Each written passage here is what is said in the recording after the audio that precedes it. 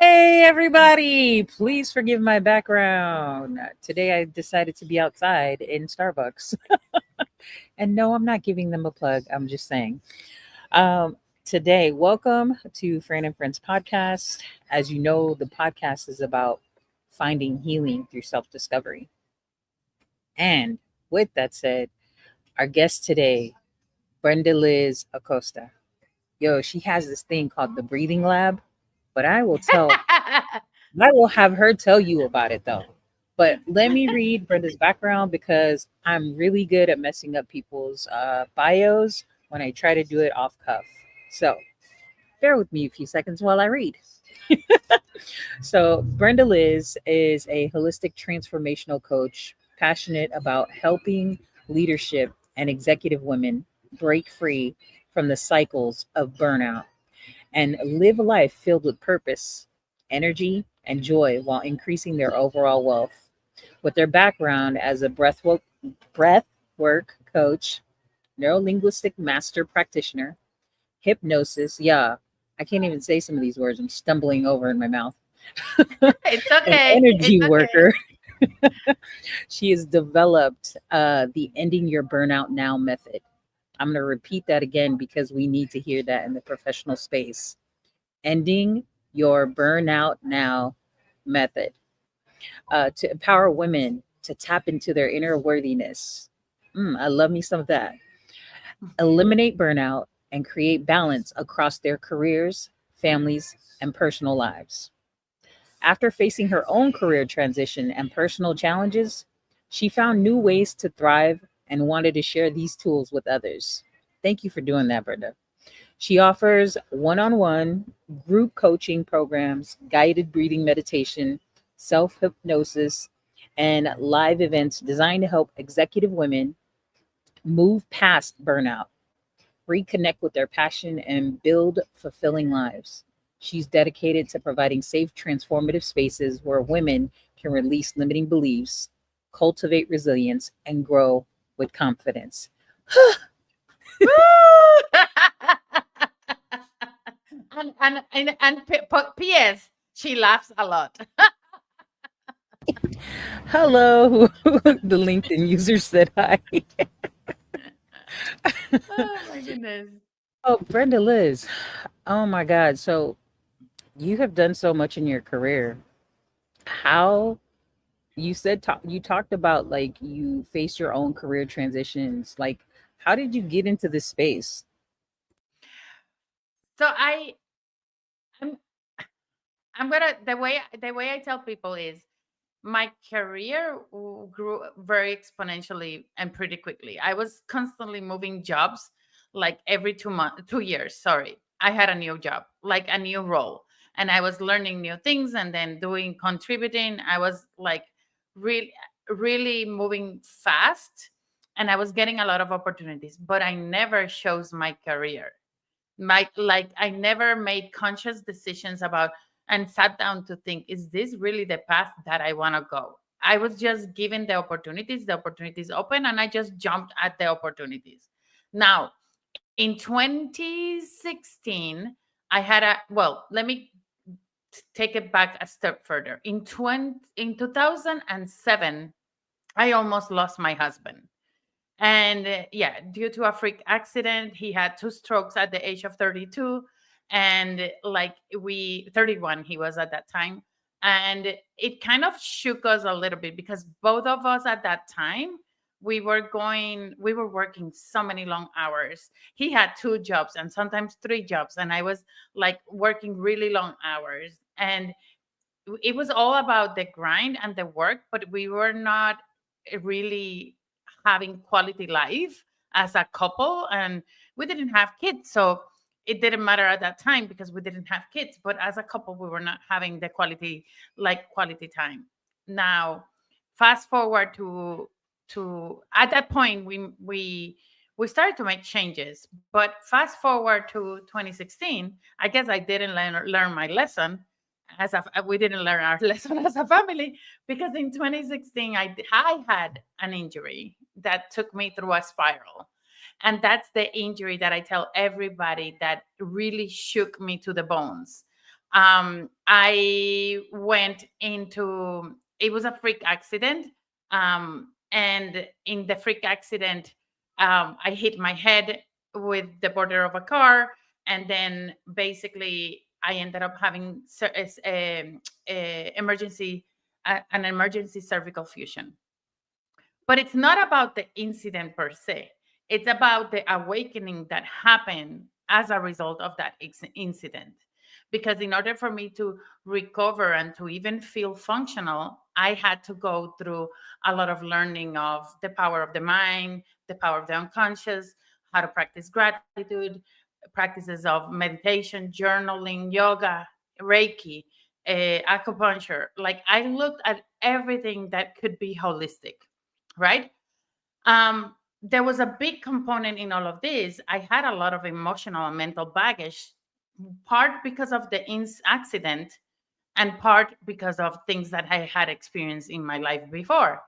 Um, and when I went back to work, I felt very incomplete.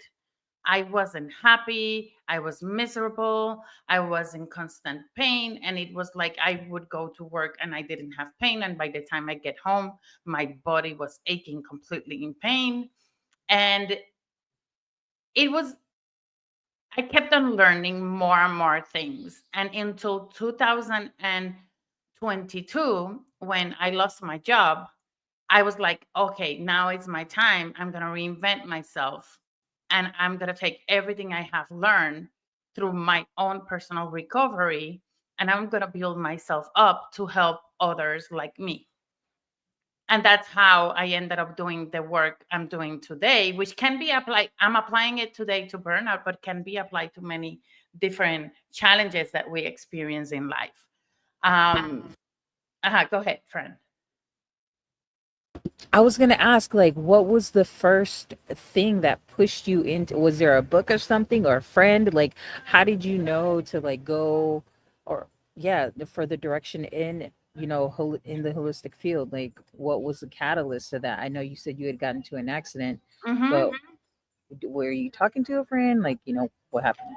Okay, so when I got into that accident and I was in doing after the surgery, the cervical fusion, and I was in the recovery process, I was in constant pain, but extremely, extremely high levels of pain. Like, I couldn't move my arms. I was uncomfortable. I couldn't even sit. I couldn't sleep because sleeping was painful for me. Like, everything was painful. And I went to the doctors constantly, and they would check and they would say, like, they would do another MRI, they would do another thing, and nothing was coming out. And the doctor is like, everything we've checked everything, Brenda. You're recovering the way you're supposed to recover. There's nothing wrong physically with you. And yes, there were still some things wrong with me physically, but there were more emotional and mental things happening to me, and I was so focused on the pain that I couldn't see the bigger picture. And one day I remember I was in my bed, and I started to think, I'm sure I'm not alone. I'm sure there's hundreds of people who have gone through a cervical fusion and their recovery has been a nightmare. And it was like an aha moment for me, like, search for other people who have experienced the same thing. I've always been someone who is extremely curious, so I've always been that person that, like, I get these knowings or these questions in my head, and then I go on spirals to try to answer them, right? And that's how I learn and I expand, and I help the way I help people. And I started to look in the internet, and I remember, I think it was in Reddit, that I found like a whole bunch of comments of people who had the exact same question as I did, exactly the same question. And then I started to go through the levels of answers, and there's always the negative people, the people who are like like, you should go and check your doctor, or go to this other doctor, or go to this other doctor. But then there were the answers that were beyond medicine. There were the answers that were about, um, you know what? You're so focused in your recovery, you're so focused in your pain. What if you start to actually look at different things to involve your mind so you're not so focused on the recovery? And then some people were sharing their experiences. Oh, I went through the same, and I started to practice yoga once a day, and the yoga actually started to clear my mind.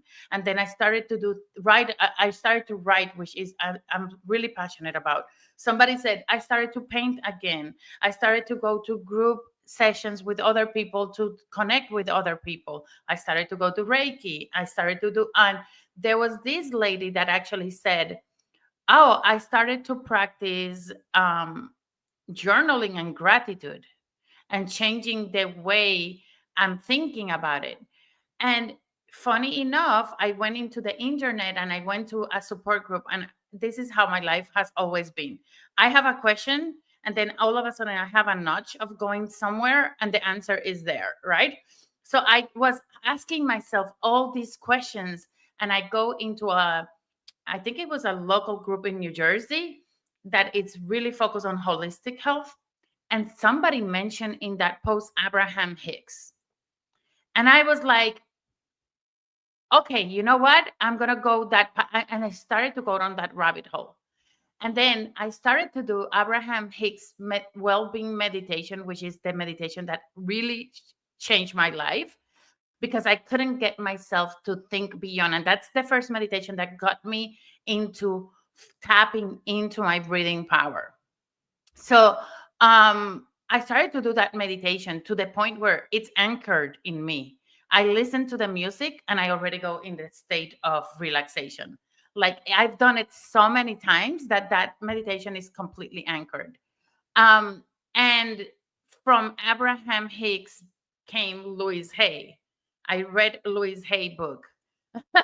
From Louise Hay came Dr. Joe Dispenza, the placebo effect. From Dr. Joe Dispenza came Gabrielle Bernstein, and it was like a ripple effect. And I kept on going deep. And then now it's the letting go book, and the Four Amendments, and you can keep on. I can keep on going.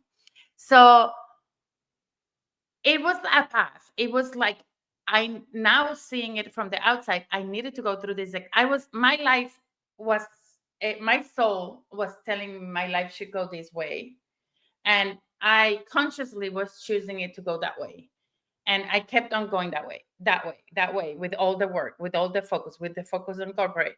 I kept on going that way. And my soul is like trying to bring me back. Boom. And I kept on going that way.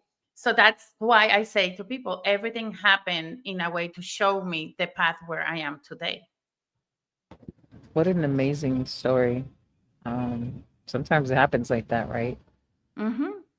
You just have that nudge, you have that question, and the universe is so beautiful to create these synchronicities and setup that you will find the answer that you're looking for. Absolutely. Absolutely. So one thing led to another.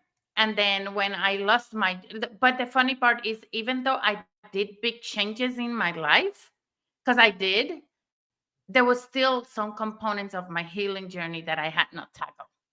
And then I lose my job in 2022.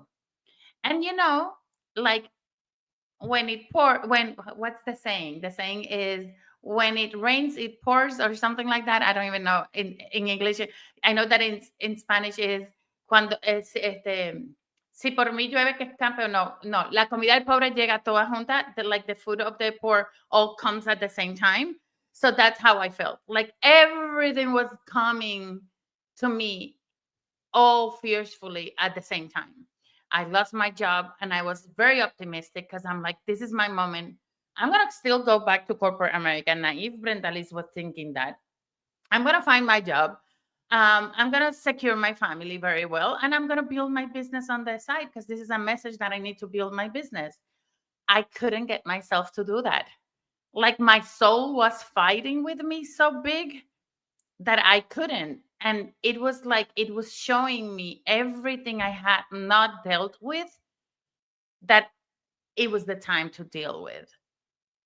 And then it took me on a path where I opened the door to neurolinguistic programming. And within neurolinguistic programming, there's mental and emotional release, there's hypnosis, there's many other things that we do. Uh, and it changed me completely. And I For know, for sorry? those that are for those that are watching, what is could you let them know what neurolinguistic programming is? At that, So they might not know what it is. it's NLP, but it's not the computer-based NLP. It's basically the simplest way I can explain it is when you basically consider your operating system, right? Your mind, and then the language that your mind speaks and the programming that your mind has. So it's the combination between the mind, the language, and the programming. So in the programming, it's our belief systems, it's our experiences, and all of that. And then the language is the way we communicate with the mind, right? And then the mind itself as the main communicator and connector, right? So it's like basically leveraging the language of the mind, right? And finding ways to optimize that programming that gets you to take the actions that you take today. So it's all about understanding the our unconscious programming. Some people call it subconscious. I call it unconscious. Um, it's understanding how our unconscious programming it's impacting all of our actions. And we part from the premise that change happens unconsciously, that we can change things at the unconscious level. And as a result, change is faster. And when you understand, I remember even looking at their NLP communication model, which is a game changer for me. And it was like everything clicked for me because it was understanding, and I'm going to explain it this as simple as I can right now. It's trying to absorb that you're absorbing 2 million bits of information at a time and through all your senses, right? And out of those 2 million bits of information, you create an image in your mind that it's only 126 bits. So you go from absorbing 2 million bits of information to 126 bits of information. Then there's something that has to happen to get you from this amount of data to all of a sudden you're creating an image in your mind and making decisions just based on 126. Now, what it created for me was this aha moment to recognize and understand no wonder why there's so many challenges in the world where people are miscommunicating, misunderstanding each other, because my perspective of the same incident that you experience, it's going to be my own 126, and my 126 could be completely different from your 126. No wonder why there's so many challenges in the world and why we don't understand each other, not just from a communication perspective, but from a humanity perspective. And what it says, the communication model, what it taught me was in order to get from these 2 million bits to these 126, what happens is that you either generalize things, distort things, or delete things. So have you ever been looking for keys and all of a sudden you're like, I don't see them, I don't see them, or you left something somewhere and you're like, I don't find it, I don't see it, I know it's here. And then you leave and all of a sudden come back and it was right there standing in front of you all along. But think about the concept of going from 2 million bits of information to 126. You deleted that piece of information because you couldn't digest it consciously. So those So three things you said is generalize, and what were distort the other two? Distort. and delete.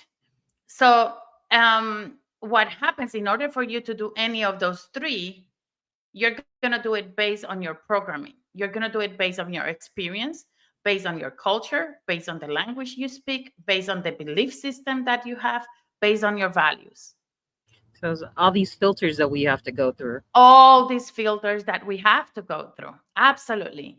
And when you understand that all these filters are the ones creating your reality, because then I create this image, and based on this image, I'm taking action, and then like I'm behaving a certain way and I'm taking action, right?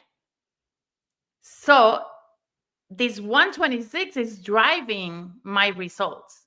What happens if you change this 126? What happens when you change these filters or you declutter these filters? What can happen in your life? Because now you have a 126 that it's completely different. Because now conscious that now you're choosing a completely different 126. Yeah, we can free up some space then, right, to create something new. You can expand the way you think. You can then attract things from a place of alignment. People talk a lot about manifestation, and I know we're deviating a little bit from burnout, but it will all connect. People talk a lot about manifesting, right? And everything in our life is a manifestation. If it's good or bad, it's still a manifestation because it's based on where we are, right?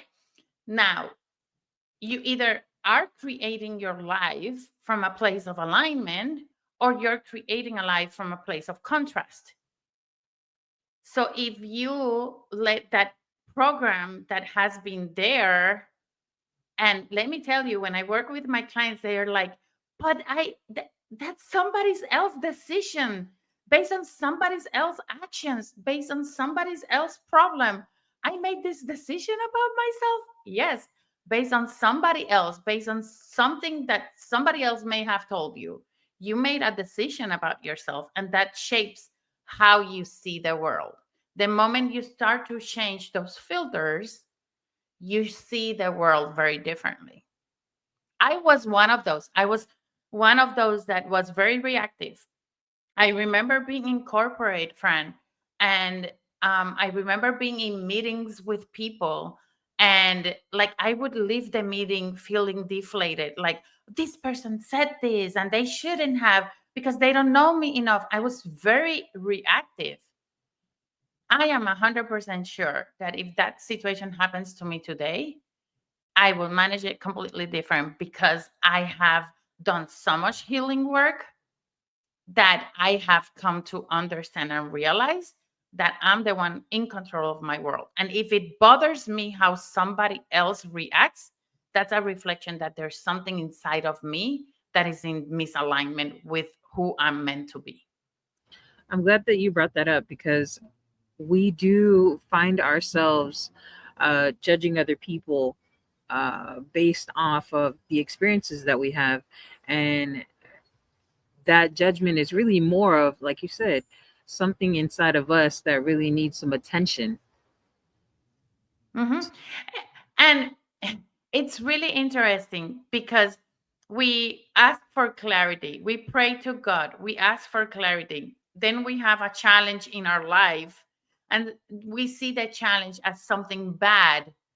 And I'm not saying that we create things on we want to screw our lives on purpose. No. What I'm saying is that that challenge is that challenge may be an answer to the prayer that you're asking, because maybe you're asking like, I want to be able to do this. Well, you know what, you're not going to do it overnight. You have to learn your lesson.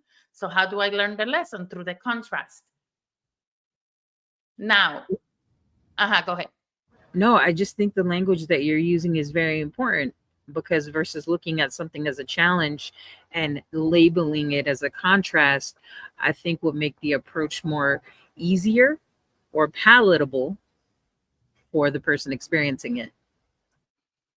Yeah, I feel life, and even with doing the work that I do, you're gonna, and I tell this to my clients all the time, just because we did this work doesn't mean you're not gonna have challenges and contrasts in your life. That's part of the human experience.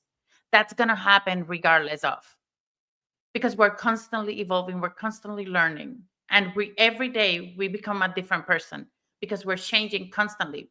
I'm not the person I was 5 minutes ago, because this conversation leads me to different connections, right? I'm not the person I'm gonna be 5 minutes down the road. I'm not the person I'm gonna be tomorrow. We're constantly changing. And I tell my clients, it's not about experiencing contrast in life. It's about how you handle it, and then how you move through it without ignoring it, without pushing it aside. Because when you ignore things and you push things aside, they become baggage. Which is a great segue into what the burnout. You said that there was Absolutely. three most overlooked causes of burnout. Absolutely. There's the three most overlooked causes of burnout, and it connects. And that is why I say, don't worry, because it's all gonna connect. So one of them being, if you're doing a job that it's not in alignment with your purpose, with who you are as a person, and that job doesn't, you're showing up to a job just because of a paycheck, and you're not happy about it, then as a result, that's the energy you're going to be bringing to your job. Then everything you're doing, you're going to do it from a place of discomfort. Okay. Second is our value system. If there's conflict within your own internal value system, and now you go to work for someone whose value system is completely disaligned with yours, now the conflict becomes even bigger. Now, I had a conversation with someone a while back, and they said, well, company values and your values, there's always going to be a difference. Yes, there's always going to be a difference. The key is that they're not they're not fighting against each other.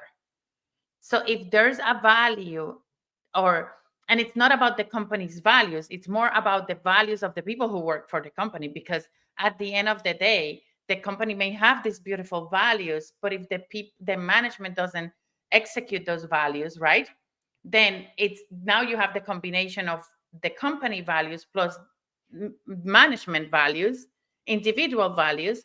And if there's a misalignment there and their values are completely different from yours, you're gonna show up, you're gonna be frustrated, you're not gonna be happy, you are gonna be asked to do work, you're gonna be overthinking things, you're gonna be pushed into procrastination, and then all of a sudden you begin to get sick and you're wondering why.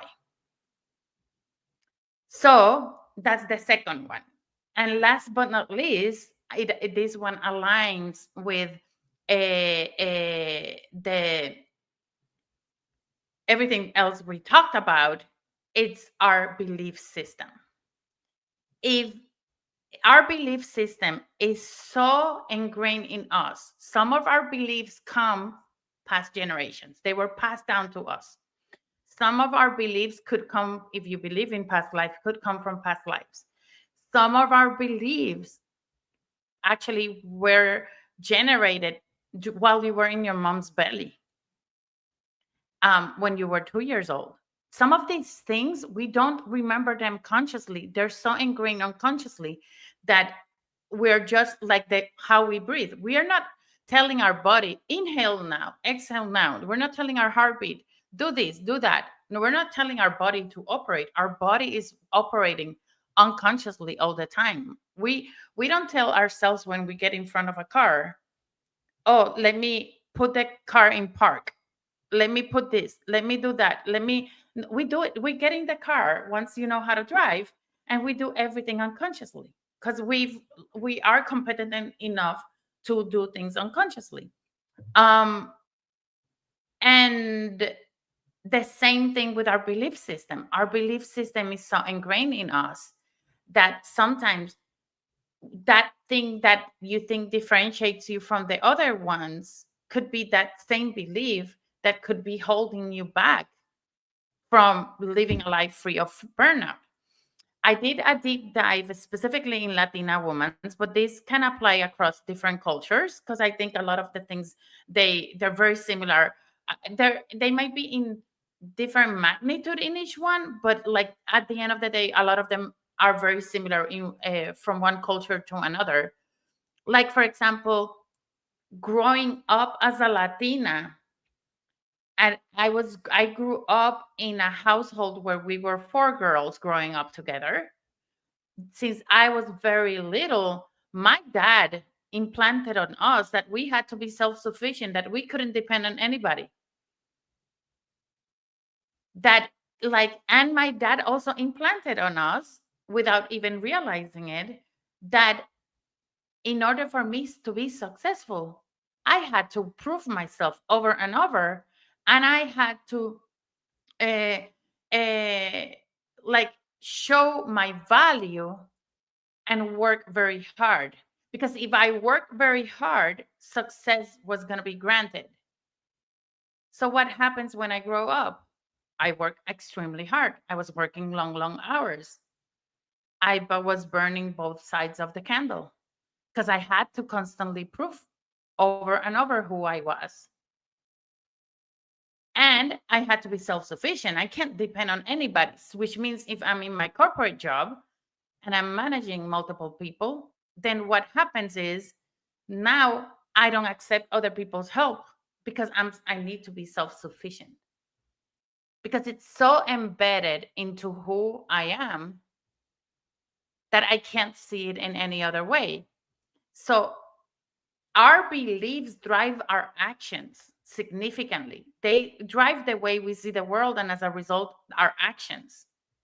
So when you start to shift, let go, change your belief system, and embrace new beliefs that are very empowering, now your behaviors begin to change. Because people constantly were telling me, oh, it's simple, just put boundaries. I can put boundaries, but if I don't get to the root cause, that's why I don't work in boundaries until we've gone to the root cause, until we've gone deep, deep enough to remove that root cause and to really start to shift things around. Then, once the person does that reset, I work with the boundaries, I work with the habits. Because why work with the habits and the boundaries when there's this unconscious programming is so embedded? It takes 10 times the effort. And it's not that it cannot happen. I'm not going against anybody here. It can still happen. The change will happen if you put the work. But do I go the path of least resistance or do I go the path of making it harder on myself? And I chose the path of least resistance, which doesn't mean I'm bypassing spirituality. I'm doing the spiritual bypass. It doesn't mean that. What it means is that I have learned how to go through the emotions, move through them in a way that I don't let these emotions become baggage. And that's the best gift every individual can give themselves. So for people that don't know how to do that, I'd love for you to share with them what maybe a technique would look like. But before you answer that, I Mhm. wanted to just go over the three items that you talked about. So the first one is basically our alignment with ourselves and what we want to do. Mhm. And the Is second one mhm. is our value system, whether it's Absolutely. aligned with, I guess, our work, our Mhm. profession. And then the third one is our belief systems.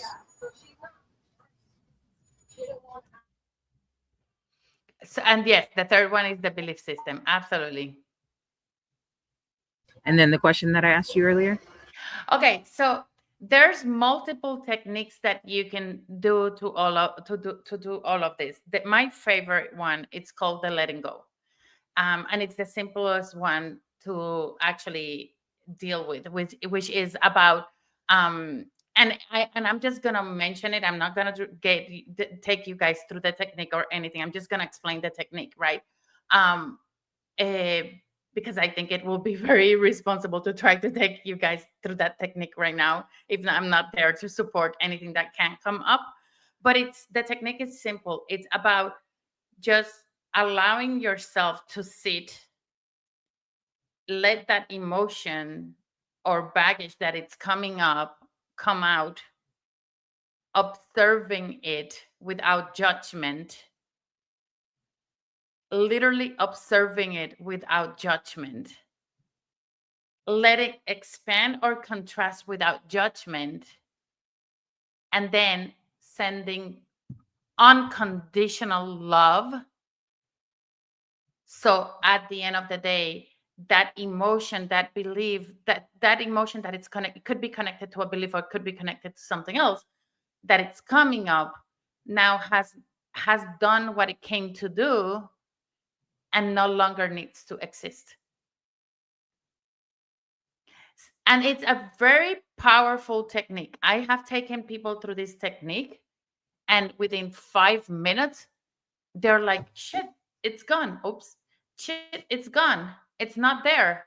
Some people, it might take them much longer, depending on how deep the challenge is, how deeply rooted it is, if it's something you've been carrying for longer. Like, and it could be that all of a sudden you started to feel that emotion in your chest, and that emotion's moving to your spleen or moving to your kidneys or moving to your legs. And it's about allowing yourself to let that emotion go through your body.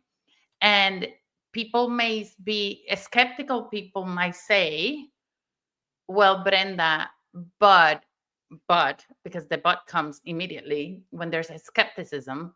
But Brenda, I've tried to be with my emotions. I have cried it out and it's still there. Because it's not just about crying it out, it's about allowing that emotion, that feeling to expand and contrast and dilute on its own. We try to control it. We try to, okay, we cry it out, but we're fighting it. When you're crying it out and fighting it, you scream it out and you're tied into the emotion, you're not letting it go. I remember the first time I did that, I'm like, how can I allow this motion to be expressed and not judge it? And it's hard. That's the hard part, but it doesn't need to be hard. I think with the right guidance, it can be very simple. I remember, because I'm one of those that used to need a lot of proof. I remember, and I'm like, is it that really that simple? Yeah, it's that simple. It really is Now, that simple. now the challenge I have, it's now you're addressing one thing at a time, right? And the work, when I work with my clients one-on-one, we go, we hide, it's like we bring to the surface a lot of the baggage and the emotions, and then we go to the event, that it's that we part from the premise that there's an event, there's a belief very rooted, that it's the one driving all of these behaviors, all of these bottled emotions. So we identify that one, and when we identify that one, then what we do is we let it go with a very special technique, and it basically kind of disappear. It's like it melts, the learning is captured, you change your 126, and now you can start to then let go of everything that happened after it. Letting go, it happens really quickly, and it can happen as easy as 3 minutes, or it could happen as long as you want it to happen, right? You can make it hard, or you can surrender into the process and then allow it to be what it's meant to be. That was a great tool. I love that tool. I remember using that when I first started my healing journey. So thank you for bringing that up. You guys, she just And there's dropped some. plenty of more. There's plenty of more where that one came from, but that's a good one for today. Now I wanted to roll into breath work and how it could benefit us. Ooh. Because So, earlier I we talked about your breath lab, and I, mm, gosh, there's so many things you're doing, but please, please, please take the floor. so, so I'll tell you something. When I was doing this work and I started to work with people, I feel I that in order to go really deep and really fast and like really drive change very sustainable, people need to be ready. They need to be ready to do the change. And sometimes people are not in that point of being ready to do that work, right? Because they're still trying to understand things, right? Coming from a conscious point of view. Uh, then what it dawned on me is that I began to use breath work because of what I explained at the beginning of the session, because of my injury. And then I began to do it even at a different level, from a somatic point of view, when I began my business, because I needed to move stock energy in my body that I was absorbing from my clients. And I realized that breath work is a very simple way where you're going back to your foundation, you're going back into allowing your body to operate at its best, because you're balancing your body, or you're removing stock energy from your body, and you're opening space, right? So when you do breathing techniques like the ones I teach in the breathing lab, um, you are basically allowing your body to rebalance, or to uh, readjust. So now you're, if there was a lot of stress that was actually signaling your cells in a certain way, now your cells can signal in an optimum way, because this stress is not blocking your cells to operate the optimum way. Now you're opening space to operate optimum. So I created the breathing lab, because for me, it's a safe space where collectively we're all breathing together. And at the same time, there's a power to collective energy. Even if we are on Zoom, oh my goodness, there's a power to collective energy. And I'll share with you a fun story, but I'll share it right after I explain this. And I was like, how can I help people right now to start to step into their power and into their own inner healing journey in a way that it just comes organically? And what better way to do it than with the breathing lab? And the breathing lab is, I'll do sessions weekly, 30 minutes. A big portion of the session is explaining the techniques, and then answering questions people have. The techniques are not going to be long. There's going to be recordings of those sessions for those who cannot attend live. There's going to be additional tools and techniques shared in the library as they come up. So let's say we're in a session, something comes up, and there's an opportunity for me to do a 3-minute video to explain something and show you guys something else. Then I'll probably take it and I'll probably record it, and it's probably going to be there. Right now, it's in the early stages, meaning that I just developed the infrastructure for the community, for the course, for the material. And as soon as people start to sign up, then we'll start to have the live sessions, and we're going to start to build the library. So even though I'm starting to record some smaller things, the big momentum of the building of the library is going to happen as soon as people jump into the program. Now, I am offering Founders Prize, which is basically, and I'm offering for life, for the life of the program, and for the life of you, the person being in the membership, right? So if you grab the Founders Prize, and next year I go in and increase the price, because now the value that I'm offering is so high, you're going to remain with your Founders Prize. So there is a big benefit to grabbing that Founders Prize. So Founders Prize could go out tomorrow, could go out, to be honest, it's not going to go out tomorrow, but probably after Thanksgiving, it might disappear. So if you're thinking about it, then go and grab your spot. Now, it's focused on women. It's a space that I have created for women in leadership, executive positions, CEOs. So if you don't fall into that category, then there's still the breathing lab YouTube, where I'm sharing techniques. So you can go ahead and follow me there, and you can still benefit from some of the tips and quick techniques that I'm going to be teaching over there too. So Are you still doing like the 7-minute breathing sessions? So that's replaced. So I was doing those sessions 2 times a week in LinkedIn audio rooms. And what I have done is I have turned that into the breathing lab.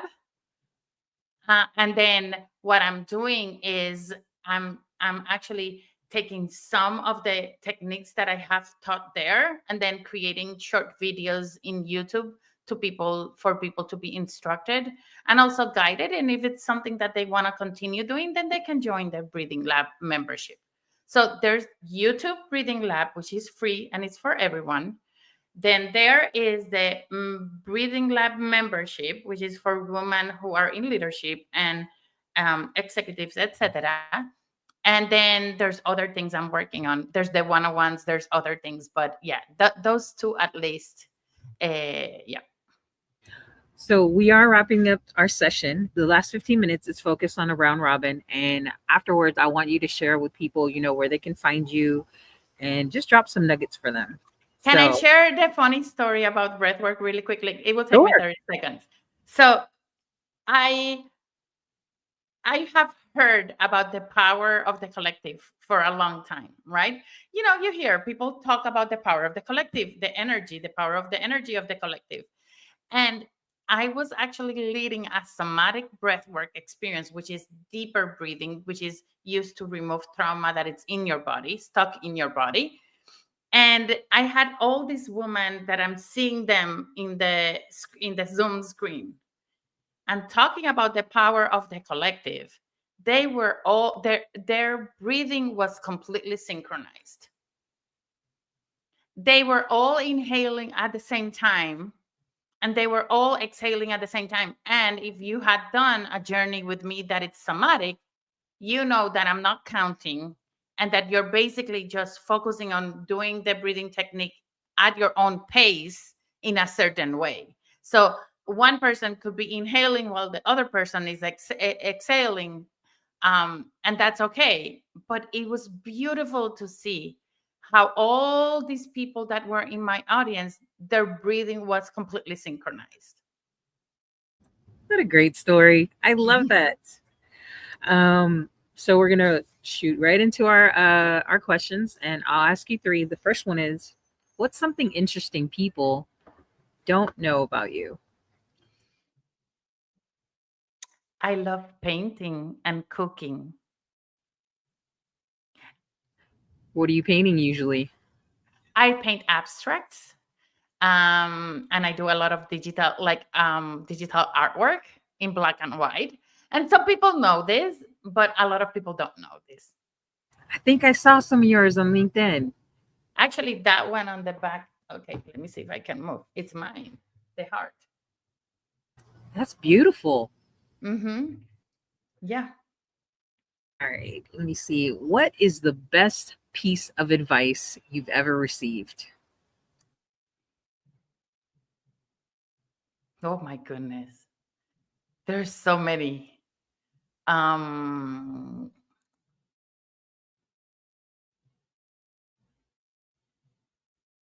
I think it came from my father.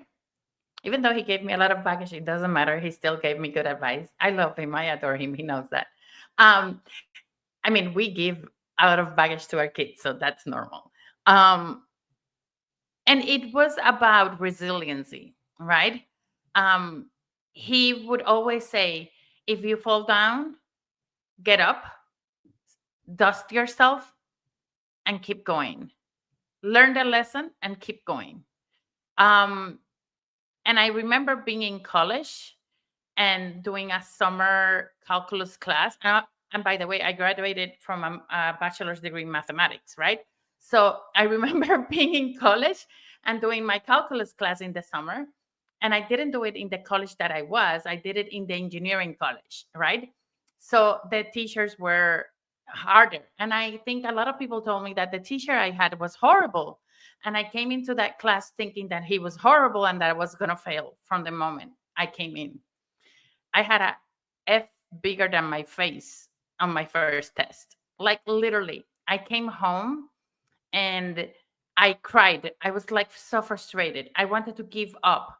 I wanted to literally just quit and then take it again in the other college with the teachers I knew. That's my mentality at that point. And my dad said, "Okay, so what lesson did you learn?" Well, I could have studied differently. I could have done that. Okay, so, okay, what are you going to do different? Well, okay, I'm going to study this way. I'm going to do this. I'm going to do that. I'm not going to pay attention to what people are saying. Okay, so what's holding you from doing it? And I was like, okay, nothing's holding me. So he was like, okay, so you failed. And what? Get up and try again. And that sticked in my head so much, because then what did I do? I changed my strategy. For the next 3 tests, I got 100 in each of the tests. And then, regardless of the fact, you could add it all. I wasn't going to get an A in class if the teacher did it the mathematical way. And the teacher was like, the professor, let me not say teacher, professor was actually looking at me, and he said, I can't not give you anything less. I can't give you anything less than an A, because you done 100, and in the final exam you did 100. Forget about that first test. So I got an A, but I could have just let the circumstances control me and then just quit. And what he taught me was, no, you have it in you. You can change things. And I think that's the lesson. You are the one in control. You can change things.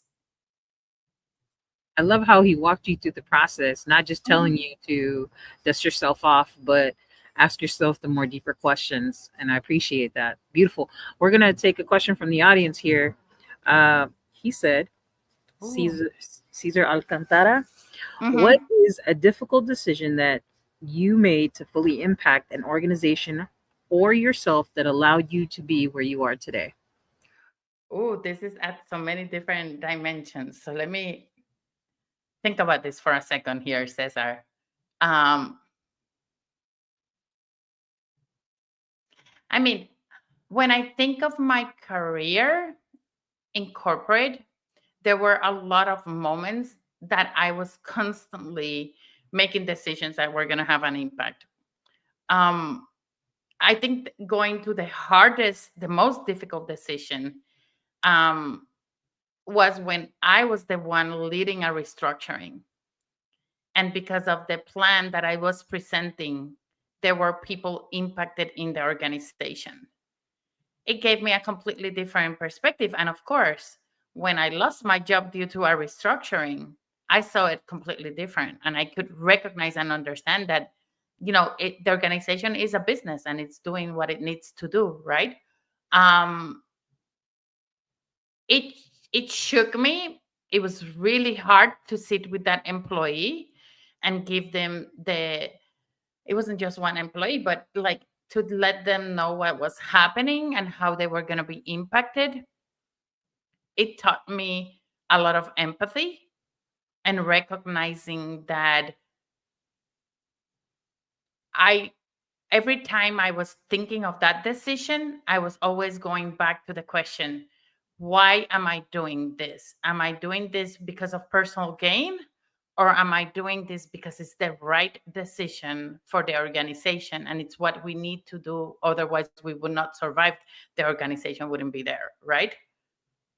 And when it came down to, I'm doing this because it's the right decision in order for the organization to evolve and to be able to provide the service that we were not providing to our clients, then it made a huge difference. And it has allowed me to be where I am today because I grew up from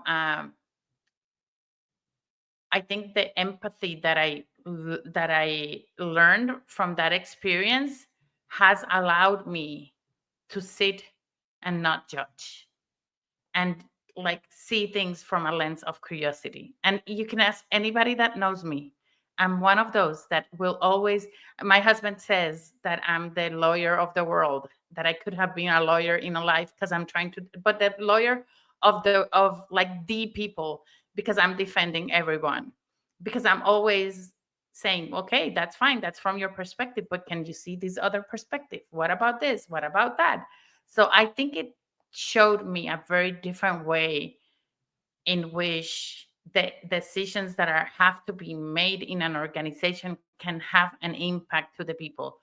And I also learned a lot of things I could have done differently. So it shaped who I did become later on as a leader. What a powerful lesson. Can you let the people know where they can find you? I mean, because you have so many things going on. Tell us Okay. what what do you got going on, girlfriend, and where can they get you?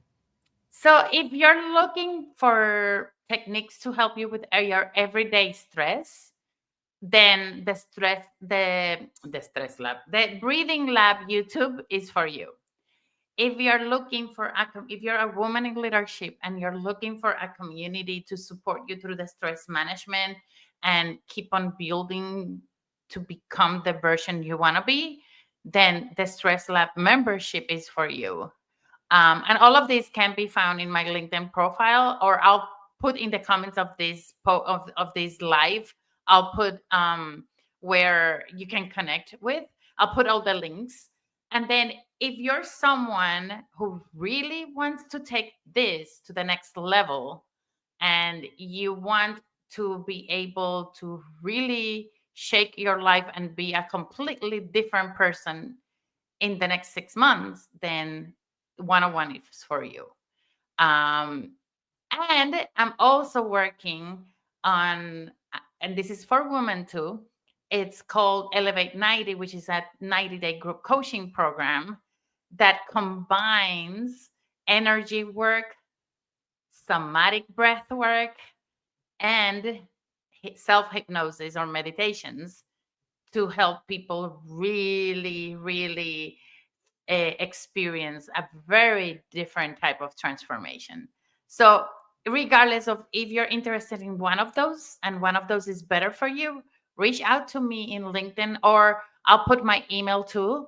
And then, or I'll put the link to book a session with me, and then we can actually just talk. And if it makes sense, then perfect. I'm offering a session called Unlock Your Stress Free Life or Your Burnout Free Life. It's a 45-minute session designed to help you understand how your life could be without it. What are the things that are holding you back, and to really like determine what are the key next steps you have to take for you to start the change. So if that's something, and that's completely free, if that's something that interests any of you, then of course, absolutely, I'm there for you. I'm telling you, if you have not had a coffee chat with Brendaliz, I've had a couple with her, and even in that short breath of conversation, it was very impactful. So don't don't waste your time. Find her link and schedule something with her. She's super powerful. Brenda Liz, thank you so much for being with us. And any last words before we go? Um, no, no last words. I'm just looking at see Cesar. He asked a question, and I don't know if you want me to answer it really quickly. Yeah, we don't have time. Okay, then I'll respond to it in the messages. Okay. Um, what I would say is you are the one in control of your life. You're always one decision away from changing things, and you're always making a choice. And not making a choice is making a choice. So if you feel you're stuck and your life is not changing, it's probably because there's something keeping you there for a specific reason, but it doesn't have to define you, and you can really overcome it and move forward. And you're the one really in control of your life. So Thank you, Brenda Liz, for those words. All right, everybody. Thank you so much for joining us on Fran and Friends. You have a good afternoon. And Caesar, Brenda said I'll she's going respond. to answer you. All right. Have a good night, everyone. Yep.